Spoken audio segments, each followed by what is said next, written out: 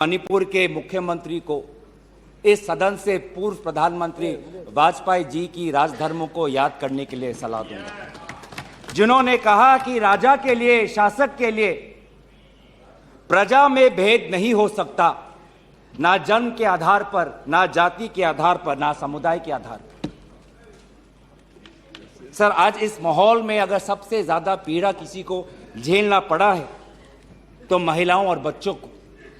हमने देखे हैं वो वायरल वीडियो में, उनका मैं उल्लेख नहीं करना चाहूंगा, उससे सबको पीड़ा हुआ। पर ऐसे मुख्यमंत्री जी ने स्वयं कहे कि ऐसे 100 FIRs हैं। हम भी गए हैं सर, इंडिया डेलीगेशन, हमारे संसदीय दल, उस परिवार से हम मिलके आए हैं जिसमें 2 महिलाओं के साथ इतना बुरा व्यवहार हुआ, अत्याचार हुआ।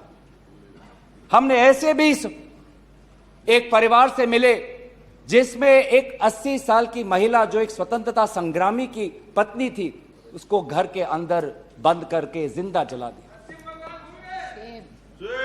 जो 2 महिला जिसको लेकर आज सुप्रीम कोर्ट तक ये बात गई है, उसमें से एक महिला का पत्नी कारगिल में हमारे देश के लिए हमारी सीमा को सुरक्षा कर रहा था। वो कारगिल का जवान बोल रहा है, मैंने देश को बचाया पर मैं अपने घर और अपने परिवार को नहीं बचा पाया। जब हम उनसे मिलते हैं तो हमको क्या कहें? आप लोग कहते हैं हम फोटो ऑप करने गए थे। सर, दुख के समय में संवेदना उनको देने गए थे। आज महिलाओं, बच्चों के साथ आऊंगा, अब सारे बातों पे आऊंगा, सब पे आऊंगा। धर्मीय जगह को भी बख्शा नहीं गया। धर्मीय अनुष्ठान पर भी आज भीड़ घुसी और उसका असम्मान किया।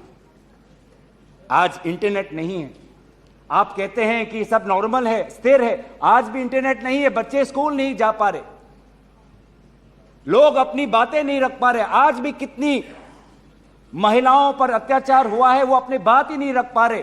वो तो वीडियो वायरल हो गया, नहीं तो मुझे लगता था कि आज तक प्रधानमंत्री मोदी जी मौन रहते अगर वीडियो वायरल नहीं होता। पर ऐसे हजार से ऐसे अत्याचार हुए।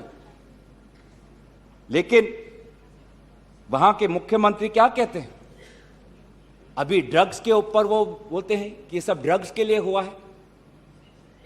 अध्यक्ष महोदय, बहुत गंभीर पूर्वक मैं ये बात अपने आपके समक्ष सदन में रख रहा हूं कि मणिपुर के मुख्यमंत्री के कार्यालय से जब एक ड्रग माफिया के बड़े नेता को वहां की पुलिस ने पकड़ा तो मुख्यमंत्री के दफ्तर से फोन गया कि उस ड्रग के माफिया को बचाओ, रिहा करो। और वो ड्रग का माफिया कौन था? वो ड्रग का माफिया आप ही की दल के ऑटोनोमस डिस्ट्रिक्ट काउंसिल के चेयरमैन थे, जो वहां पे जब इटोचा सिंह को पकड़ा गया, लोयांग नांगबंग इटोचा, जब इस व्यक्ति को पकड़ा गया तो मुख्यमंत्री के दफ्तर से फोन गया कि इसको रिहा करो। और ये इटोचा कौन है? वहीं के राज्य सरकार के PHE मिनिस्टर सुशील द्रो के भाई हैं। आज ये इन सरकार राज्य में ड्रग्स की बात करते हैं, ड्रग्स के साथ मुख्यमंत्री महोदय के दफ्तर का ताल्लुकात है।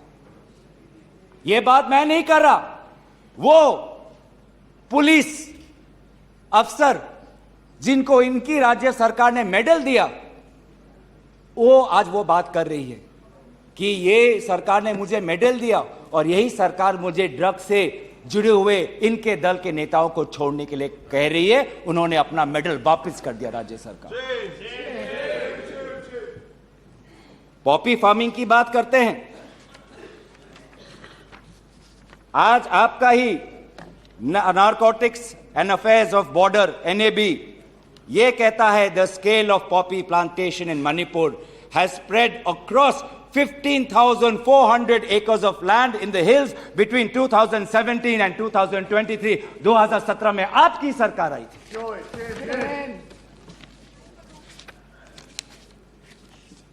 आज इंडियन फॉरेस्ट सर्वे रिपोर्ट 2021 में कहता है that within 2 years' time, the forest area of Manipur has decreased by 248.63 square kilometers.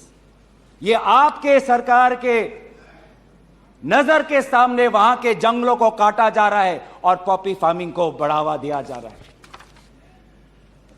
गृह मंत्री ड्रग्स को लेकर बार बार वक्तव्य देते हैं, लेकिन गृह मंत्री महोदय, आपको भी पता है कि पिछले 5-6 सालों में ड्रग्स की यह समस्या कमी नहीं, थमी नहीं, बढ़ती जा रही है।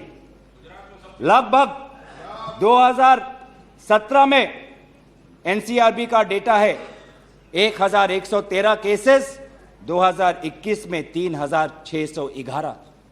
तो ड्रग्स की समस्या आज बढ़ती जा रही है।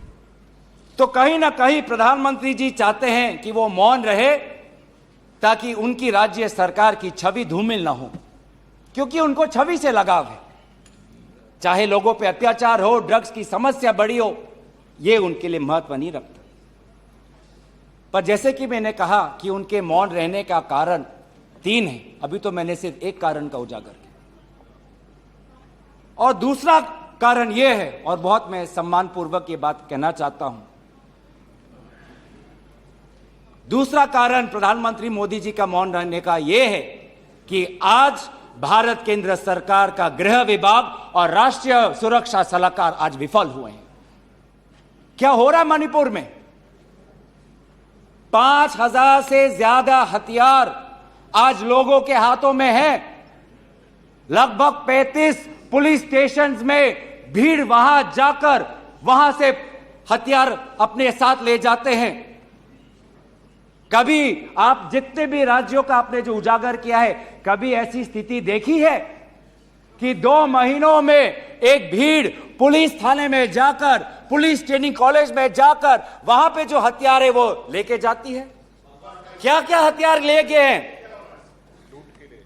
क्या क्या हथियार लूट के ले गए हैं? INSAS rifle, AK-47, light LMG light machine gun, self loading rifle, SMC, motor, grenade, bullet proof jacket, 6 lakh ammunition, 6 lakh गोलियां आज लोगों के बीच में है। कि यह राष्ट्रीय सुरक्षा का मामला नहीं है? कहां है राष्ट्रीय सुरक्षा सलाहकार? ये जो बंदूक है, ये जो गोलियां हैं, किस पर चलाएंगे?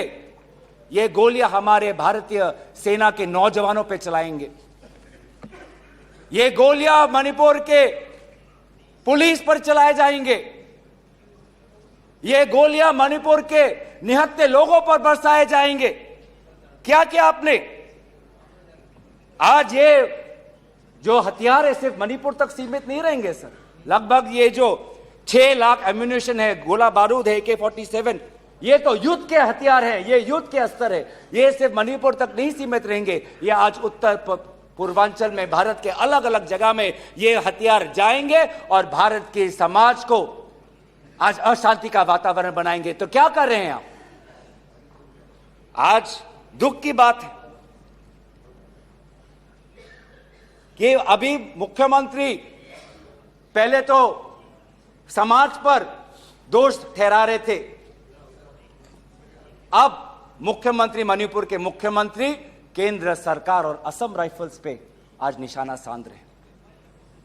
आज ही हमें सुनने में मिला कि असम राइफल्स, जिसको जिम्मेवारी दी गई है देश को, लोगों को बचाने के लिए, उनको हटाया जा रहा है। मुख्यमंत्री के घर के जो विधायक हैं, मैं उनका नाम नहीं लूंगा, वो पूछते हैं कि इतने हथियार कहां से आए? क्या कर रही है केंद्रीय शासित सुरक्षा दल? ये असम राइफल्स किसके अनुसार काम करता है? ये असम राइफल्स गृह विभाग के मंत्रालय से इनको निर्देश दिया जाता है। तो एक ऐसी व्यवस्था बन गई है मणिपुर में कि मणिपुर के पुलिस आज असम राइफल्स के जवान पर उंगली उठा रहे हैं, असम राइफल्स के जवान आज मणिपुर के पुलिस पर उंगली उठा रही है। ये बना है 21वीं सदी के भारत में। ऐसे हम समाधान कर रहे हैं पिछले 3 महीनों से। आज सुप्रीम कोर्ट ने जो जांच कमेटी बैठाई, उससे साफ साफ साबित होता है कि सुप्रीम कोर्ट ने भी आज केंद्र सरकार और राज्य सरकार के जो काम है उसको स्वीकार नहीं किया है। आज इसीलिए कमेटी बैठाई गई है। मैं पूछना चाहूंगा कि गृह मंत्री, आपने एक 51 मेंबर्स का कमेटी बैठाया, कितने बार वो कमेटी बैठी?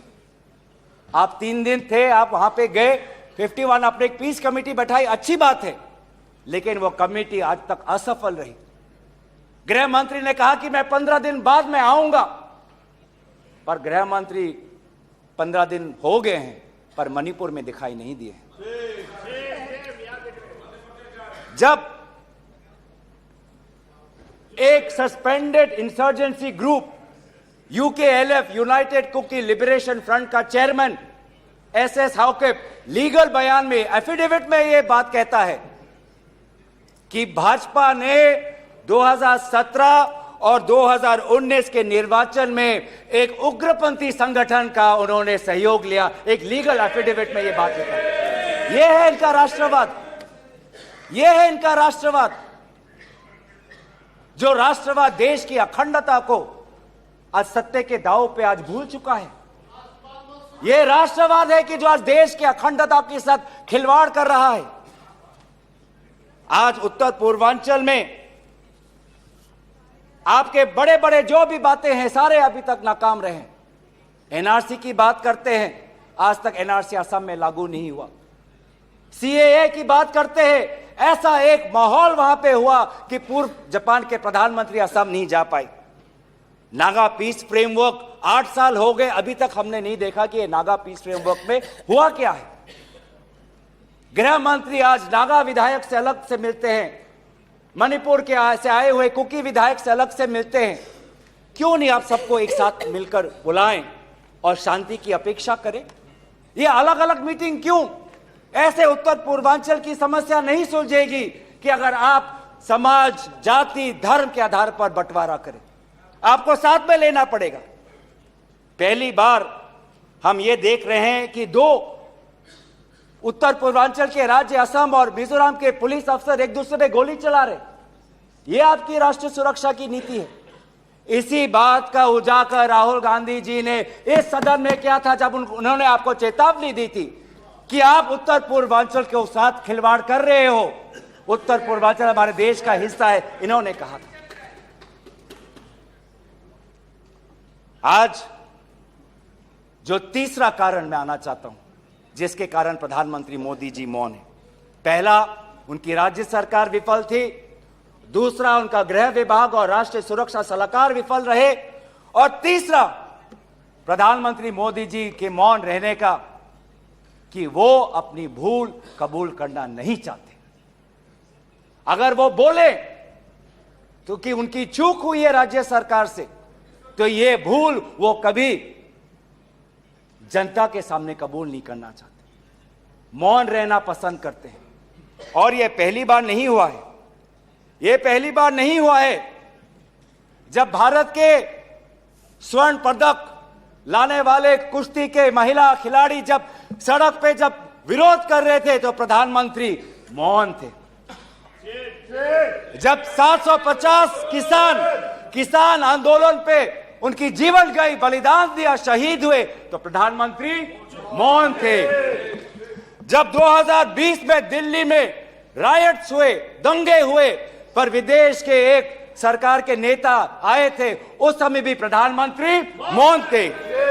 जब अडानी पर इसी सदन में राहुल गांधी जी ने प्रधानमंत्री मोदी जी से सवाल किया कि कितने बार अडानी जी एक विशेष कंपनी को प्रधानमंत्री के साथ जाने पर उनको सुविधा हुआ, तो प्रधानमंत्री मोदी जी मौन थे।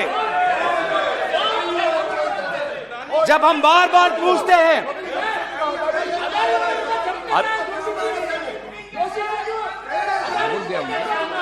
सर बड़ी आश्चर्य की बात है कि सर कि अभी तक मैंने प्रधानमंत्री का नाम लिया, अभी तक मैंने मुख्यमंत्री का नाम लिया, अभी तक मैंने गृह मंत्री का नाम लिया, अभी तक इनकी तरफ से विरोध नहीं आया, लेकिन जब एक विशेष कंपनी के मालिक का नाम लिया तो ये सारे मंत्री और सांसद खड़े हो गए।